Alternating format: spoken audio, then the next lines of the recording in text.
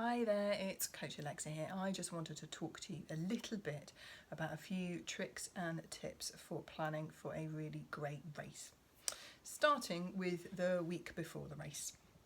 Really good time in that week as you're counting down to race day to look back through your training plan and see how far you've come. Really get some confidence in all the training that you've got in to prepare you for race day. Think about the timings for race day, maybe a little bit of forward planning for the logistics. What time are you going to have to set your alarm for?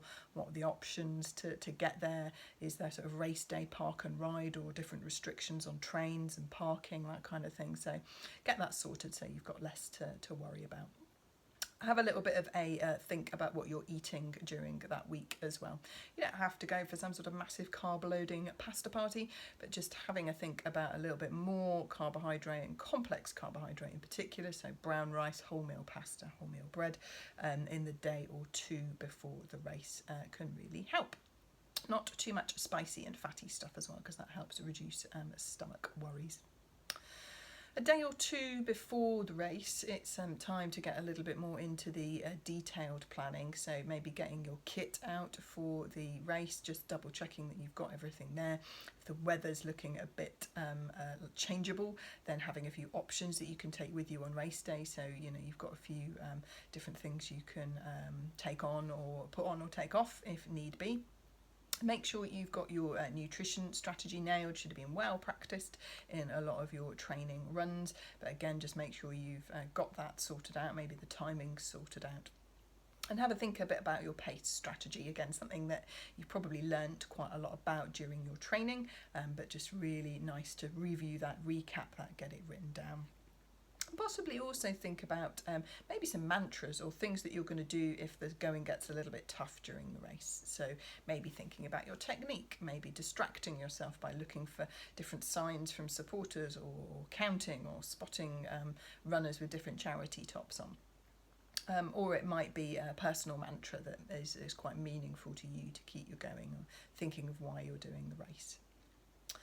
On race day morning, I would say give yourself lots of time, setting the alarm, having a little bit of maybe a sort of plan, sort of written out in advance about what time you're having breakfast, what time you're setting off, allowing yourself plenty of time to get to the race, and know about the logistics, the bag drop, where you need to leave your things.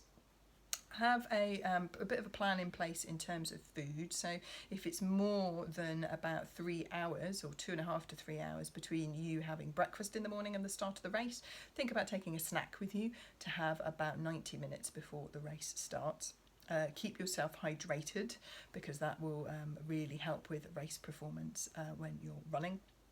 Try and keep yourself warm if you can. Easier said than done. So research whether or not you can wear a bin bag or some spare clothes and drop them off, and whether they get picked up or recycled or given to charity. And try and come up with some ways to distract yourself. So that might be music or whatever, depending on whether you're quite a calm person or whether you maybe get a bit nervous or excited about the race. Any strategies that you need to do before the start time, just to keep yourself calm.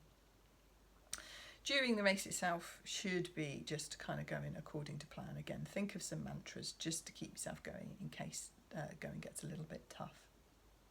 What very few people think about really with their race planning is what to do afterwards. So that's always a good one to bear in mind. Try not to stop dead in your tracks at the end of the race, because that means that your blood pressure drops quite quickly and can lead to a bit of dizziness and sickness. So keep moving if you can, either a very gentle jog or a walk, just to keep the muscles pumping the blood back up to your heart and lungs and brain, which is always helpful. Have a dry set of clothes, warm set of clothes to put on fairly promptly after the end of the race. Again, really helps speeding up recovery. If the muscles get too cold, they'll start stiffening up and you'll increase the amount of muscle soreness that you get. Think about eating. There's an optimum recovery window, 2 to 3 hours after you finish a hard effort like a race, to refuel your body to speed up recovery.